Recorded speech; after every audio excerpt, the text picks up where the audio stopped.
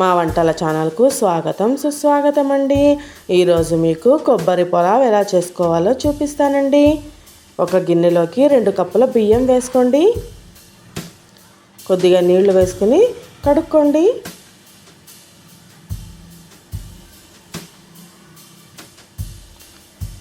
కొద్దిగా నీళ్లు వేసి 10 నిమిషాల పాటు నానబెట్టుకోండి.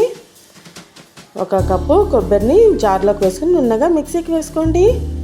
ఒక స్ట్రైనర్లో వేసుకుని చక్కగా ప్రెస్ చేసుకోండి. కొబ్బరి పాలంతా ఈజీగా వచ్చేస్తుందండి.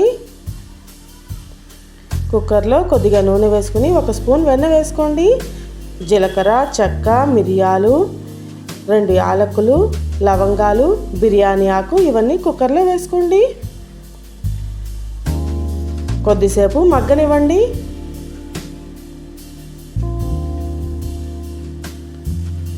కొద్దిగా కరివేపాకు వేసుకోండి. కొన్ని గోడంబీలు వేసుకోండి. 1 కప్పు సన్నగా తరిగిన ఉల్లిపాయ వేసుకోండి. కొద్దిసేపు మగ్గనివ్వండి. 6 పచ్చిమిరపకాయలు తరిగి వేసుకోండి.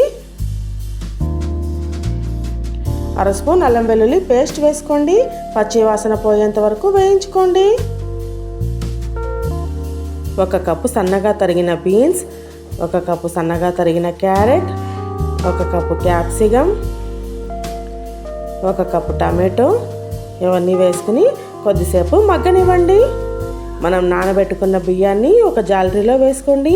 నీళ్ళంతా వెళ్ళిపోయిన తర్వాత కుక్కర్లో వేసుకోండి. కలుపుకొని రుచికి సరిపడా ఉప్పు వేసుకోండి. కొద్దిసేపు కలుపుకోండి.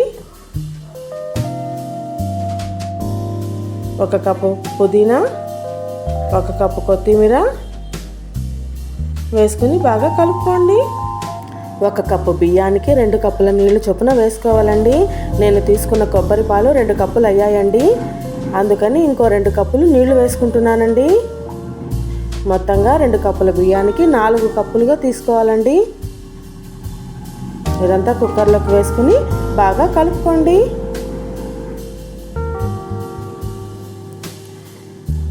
1 స్పూన్ గరం మసాలా వేసుకోండి.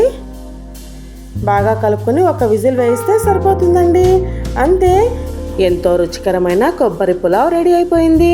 మీరు ఒకసారి ట్రై చేసి చూడండి. నచ్చినట్లయితే మా వంటల ఛానల్ను సబ్స్క్రైబ్ చేసుకోండి మరియు కొత్త రుచులను ఆస్వాదించండి.